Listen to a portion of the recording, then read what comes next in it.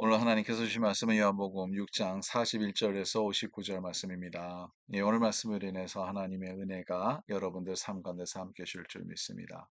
예, 어제 말씀을 이어서 오늘 생명의 떡에 대해서 우리가 말씀을 보겠는데요. 어제 말씀에도 생명의 떡, 예수님의 생명의 떡이다 하는 말씀이 나오고 있고요.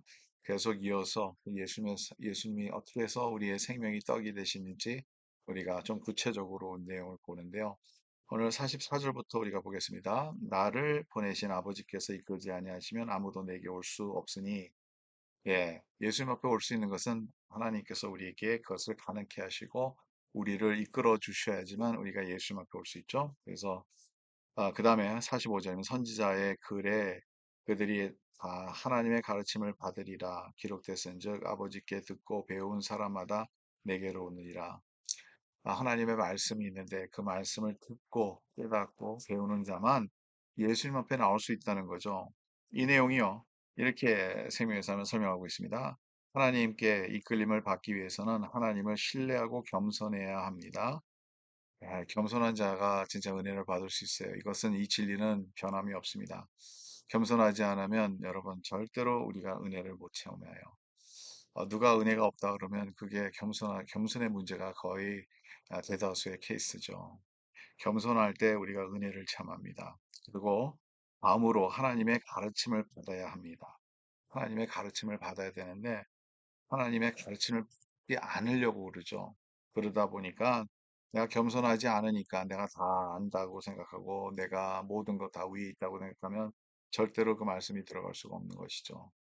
그래서 겸손한 자에게 하나님께서 은혜를 주시고 그 말씀을 배우려고 할 때 하나님의 놀라운 그 깊은 곳까지 갈 수 있는 것이죠. 그래서 곧 하나님 말씀을 배우려고 힘써 노력해야 합니다. 그런 자만이 예수님의 신적 기원을 깨닫습니다. 이렇게 생명의 삶은 이렇게 설명을 하고 있는데요. 이 말씀이 맞습니다. 오늘 말씀도 이 하나님 아버지가 주시는 말씀 가운데서 우리가 예수님을 더 알 수 있고 예수님이 올 수 있다는 거죠. 그 다음에 이 46절입니다. 이는 아버지를 본 자가 있다는 것이 아니라 오직 하나님에게서 온 자만 아버지를 보느니라. 여러분 우리가 예수님을 만나야지만 하나님을 알 수 있는 것이죠. 예수를 알지 않고서는 하나님을 알 수가 없습니다. 그 다음에 이제 생명의 떡이라는 내용을 계속 얘기를 하고 있죠.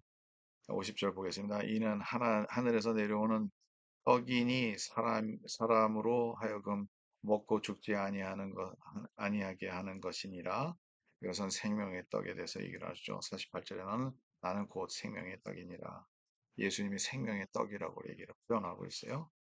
그리고 나는 51절입니다. 나는 하늘에서 내려온 살아있는 떡이니 하늘에서 내려온 살아있는 떡이다.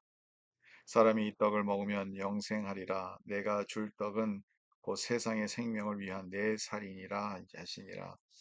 예수님의 살을 우리가 먹어야지만 우리의 영생을 우리가 체험할 수 있다는 것을 얘기를 하고 있죠.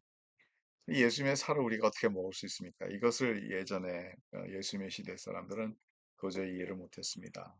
아직도 사람들도 이 내용을 이해를 못해요. 예수님의 살을 우리가 어떻게 먹느냐 하는 내용을 우리가 생각하고요. 그 다음 내용을 쭉 읽어보면 이 성만찬에 있는 그 내용과 너무 똑같은 내용들이 계속 나오죠. 53절입니다. 예수께서 이르시되 내가 진실로 진실로 너에게 이르노니 인자의 살을 먹지 아니하고 인자의 피를 마시지 아니하면 너의 속에 생명이 없느니라. 예수 이렇게 쉽게 우리가 이것을 해석을 하면 예수님의 성만찬 가운데서 우리가 거기에 참여하지 아니하면 그래서 우리 속에 생명이 없다는 거죠. 이 내용을 계속 연결해서 본다면 예수님은 생명의 떡인데 영생을 얻기 위해서는 우리가 예수 안에 있어야 되는 거죠. 예수님이 주시는 그 bread of life를 통해서 그 생명의 떡을 통해서 우리가 영생을 체험할 수 있는 것인데 이것이 없으면 우리는 주님 앞에 나올 수가 없어요. 그리고 그것이 바로 예수님의 살과 피를 얘기하고 있는데요. 이 내용은 성찬식을 우리가 생각 안 할 수가 없죠. 2월절의 그 놀라운 역사를 우리가 현대식으로 우리가 성찬식으로 우리가 보고 있는데 예수님에게 같이 동참하는 그 삶을 얘기하고 있죠. 예수님의 성만찬을 같이 나누면서 예수님의 떡을 같이 나누고 예수님의 보혈을 보이는 그 잔을 우리가 같이 나눌 때 우리는 주님과 함께하는 그 주님의 고통과 함께하고 장차 오는 주님의 영광을 우리가 같이 누리게 되는 것인데요. 바로 그것이 Do this in remembrance of me. 나를 기념하라. 주님을 기념하라는 거죠. 주님이 우리를 위해서 십자가에 못 박혀 돌아가셨다는 것을 기념하고 예수님께서 흘리신 그 피 한 방울 한 방울마다 나의 죄에 대해서 그 죄를 사하기 위해서 흘리셨다는 것을 기념하고 예수님의 은혜를 기념하고 예수님의 은혜를 생각하고 주님 앞에 나오는 것입니다. 우리가 이 생명의 그 양식을 우리가 먹지 않고서는 우리가 영원할 수가 없다는 거죠. 예수님께서 이 주시는 말씀은 도대체 우리에게 어떤 의미가 있을까요? 저와 여러분들이 생명이 예수 안에 있는데 예수 밖에서 우리가 무엇을 찾을 수 있겠냐는 거죠. 그래서 예수님의 말씀을 중심으로서 우리가 살아가야 되고요. 예수님께서 하시는 일에 대해서 우리가 같이 동참해야 되겠고요. 예수님의 하시는 그 일에 우리가 같이 할 때, 저는 때로는 우리가 어려움도 있을 수 있어요. 왜냐하면 예수님이 가셨던 그 길은 십자가의 길이었다는 것을 꼭 기억해야 된다는 거죠.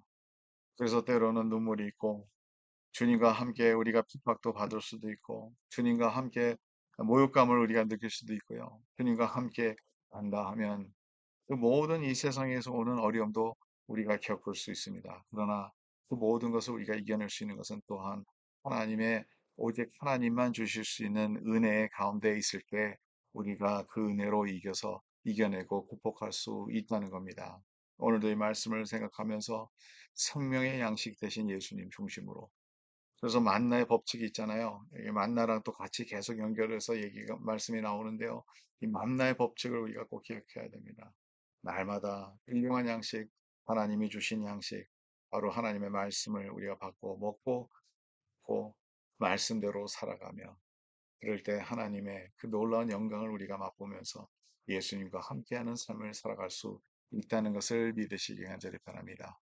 오늘도 믿음의 삶으로서 주님 앞에 나가는 그래서 영생토록 하는 그 하나님의 주신 오직 예수만 주실 수 있는 그 양식 가운데서 우리가 주님을 꼭 깊이 만날 수 있는 그 은혜가 있기를 간절히 바랍니다. 하나님 감사합니다. 오늘도 말씀 주셔서 감사하고 말씀 안에 있는 진리대로 살게 해주시고 우리의 생명의 양식 되신 예수님, 예수님만 바라보며 예수님만을 위해서 살아갈 수 있도록 도와주시며 우리의 영원한 것을 위해서 살아가는 그의 백성들이 되시도록 도와주시옵소서. 예수 그리스도의 이름으로 기도드립니다. 아멘. 예, 오늘도 주님을 끝까지 따라가는 저와 여러분 되시기 간절히 바랍니다.